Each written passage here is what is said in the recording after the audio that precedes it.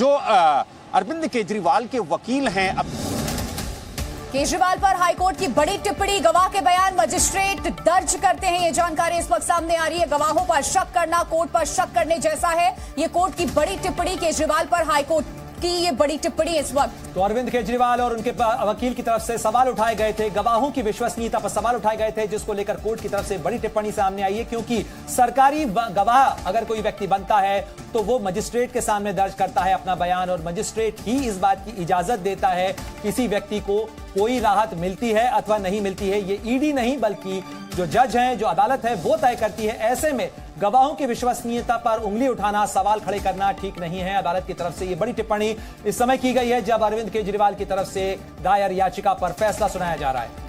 वो जमानत के लिए नहीं है, ये सिर्फ सवाल खड़े किए गए हैं कि उनकी जो गिरफ्तारी है वो जायज है या नाजायज है।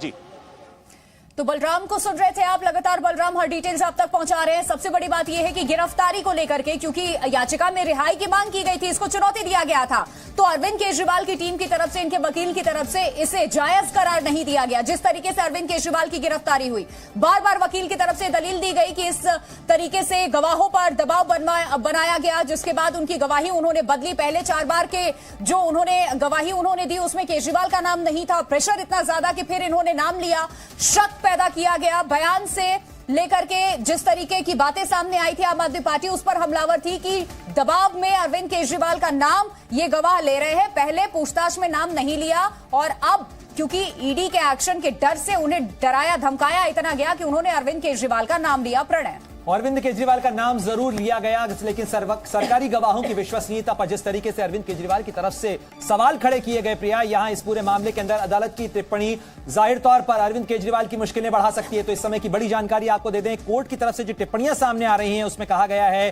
कि इस दलील से सहमत नहीं हुआ जा सकता कि सरकारी गवाह के बयान के जरिए केजरीवाल को फंसाया गया है, क्योंकि सरकारी गवाह कौन है, कैसा है, उसको कितनी राहत दी जा सकती है, अदालत तय करती है, ईडी नहीं तय करती है। और अदालत की तरफ से ही सरकारी गवाह के बयानों को दर्ज किया गया है। ऐसे में सरकारी गवाहों की विश्वसनीयता पर सवाल उठाना ठीक नहीं है। तो अदालत की तरफ से ये सख्त टिप्पणियां यहां इस समय आ रही हैं और ऐसे में अरविंद केजरीवाल की मुश्किलें बढ़ सकती हैं। इस समय फैसला पढ़ा जा रहा है दिल्ली हाईकोर्ट के अंदर। 3 तारीख को दोनों पक्षों की दलीलें सुनने के बाद अदालत ने यह फैसला सुरक्षित रखा था और अब जो जज सूर्यकांता शर्मा है वो फैसला पढ़ रही हैं और इस समय कई टिप्पणियां आ रही हैं जो अरविंद केजरीवाल की मुश्किलें भी बढ़ा सकती हैं। लेकिन ऑपरेटिव पार्ट जो है, प्रिया, वो अभी आना बाकी है, जिसमें बड़ा सवाल इसी चीज को लेकर है कि अरविंद केजरीवाल को गिरफ्तारी से राहत मिलेगी क्या।